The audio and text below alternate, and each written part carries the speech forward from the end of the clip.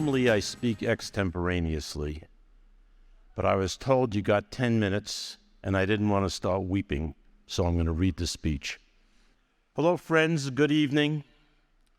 I'd like to offer a very sincere thank you to the Space Foundation for the General James E. Hill Lifetime Achievement Award, and most importantly for their generosity and kindness in preparing me for this event.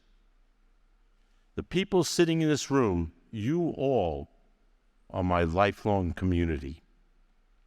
60 years ago, almost to the day, I presented my earliest work at the AIAA's first Electric Propulsion Conference at the Broadmoor. 60 years ago, I stood here talking about the necessity for electric propulsion.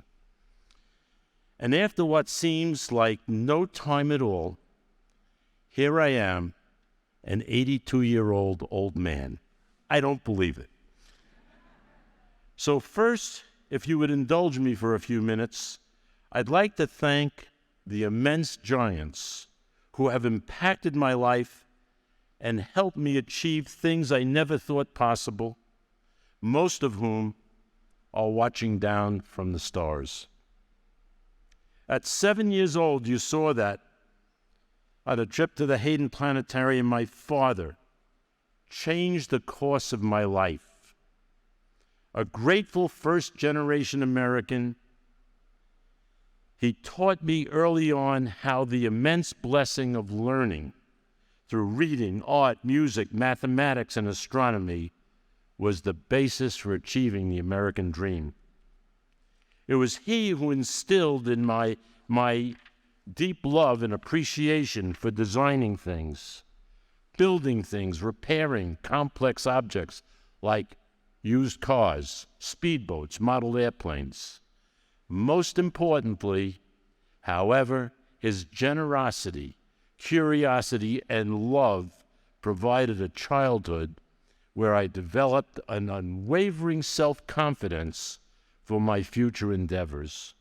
To Louis Goldin, thanks for these many gifts that only a father or a mother can give a child.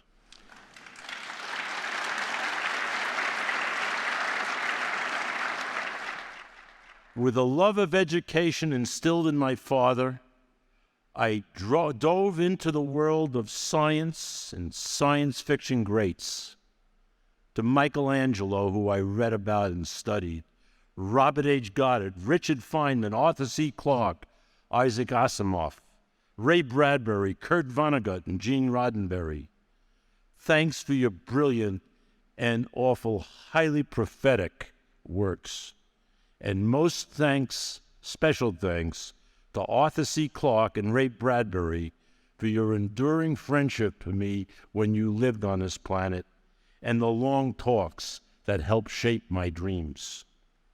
To Dr. Simon Ramo, the genius and founder of TRW, who in partnership with General Bernard Schriever delivered a message of mutually assured destruction to the Soviet Union when they developed and initially deployed the Minuteman ballistic missile in only 8 years.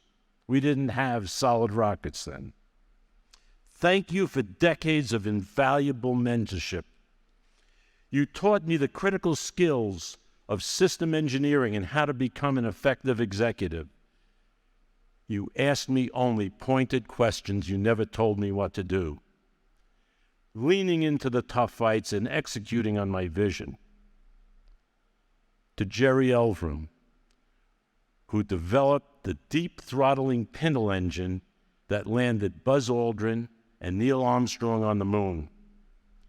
As my first boss at TRW, you took me to school on how to rapidly and successfully develop advanced technologies. I still have the joy of exploring technology subjects with Jerry, who's 96, and me at 82. To President George H. Bush and Vice President Dan Quayle, thanks for your confidence in selecting me and your unwavering support to reinvigorate a critical an essential American institution. Thanks to the Senate Confirmation Committee, my job interview with them was much more difficult than my first interview with President Bush. However, if I had to, I'd face the committee again to be able to accomplish what we did together.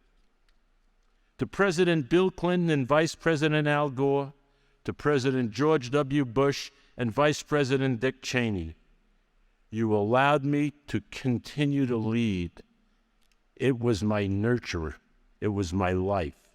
Even after a change of U.S. administrations, you allowed me.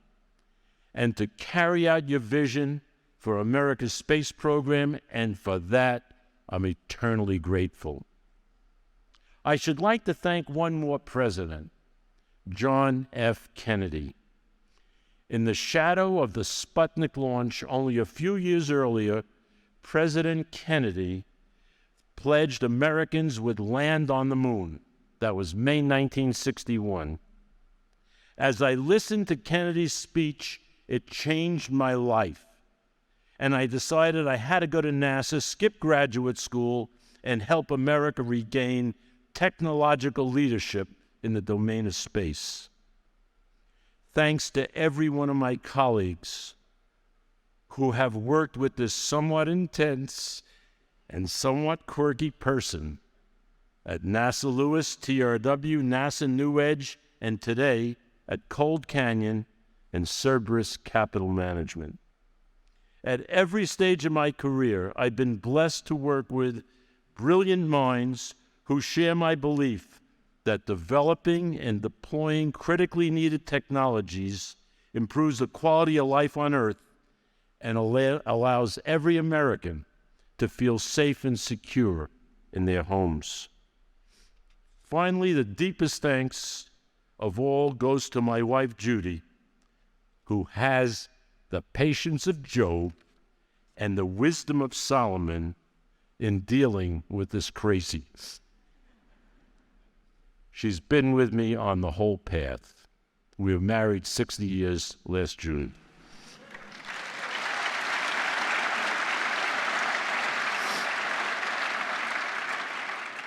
At this moment, I have the privilege of addressing the very best of the space industry and to offer the following thoughts for your consideration. For every giant I just named who helped shape the course of history in space, there were thousands of others who made those very contributions possible. So, as my generation's leadership and impact in this area draws to a final close, I want to encourage you. You are the giants. Right here in this room, you are the giants, and the thousands behind the giants of this era. Right here, right now. And how you handle yourselves in the next 5 years will define the next 50. For the country, and by extension with our friends and allies across this very small planet, no guarantee of success. It must be earned. Democracy is earned every single day. How's that for a responsibility on your shoulders? I know you could bear it. I know because I've worked with many in the room, from government, whether policymakers or uniformed military, and many of you from industry and the investment world. I know firsthand you have the brilliance and the courage to face those who seek to thwart U.S. leadership. But it is going to take an all-out collaborative effort, sustained over many administrations and across this planet. Are we ready for that? I deeply believe so. However, we should elevate some characteristics about how we work together, attributes that we uphold, but that may perhaps not be as prevalent as they once were. That is, we need to embrace a shared national vision beyond election cycles. We need to share information better between public and private spheres. We need to share credit and burdens with no hesitation. As I say sometimes, we must defend the nation, not our turf. Let me end by telling you what I mean by a shared vision of success. Michelangelo is one of my guiding stars. He was also a great scientist and artist. When asked, "How do you carve these beautiful sculptures?" he said, "I see the angel in a marble, and I carve until I set it free." Note, it is not one person carving the angel, but a nation, led by people in this room committed to do something worthy with their life's work. I see America challenged by an adversary. I've seen America challenged by an adversary seeking to spread communism globally. We prevailed, and I'm proud to be part of that effort. We are being challenged again. In truth, all of us here share a love for space, a domain we want to use together with our partners around the world to advance human achievement, human dignity, and human flourishing. Such a vision is what Kennedy, in his speech to Congress in 1961, referred to as a heavy burden, for which we must be prepared to do the work to make it successful. We will be successful because America is at its best when we face our toughest challenges and carry any burden as one. And I will be right there with you in the arena for quite a while longer. I ain't giving up. Thank you again to the Space Foundation for the General James E. Hill Award, for the honor of being with you today, and God bless America.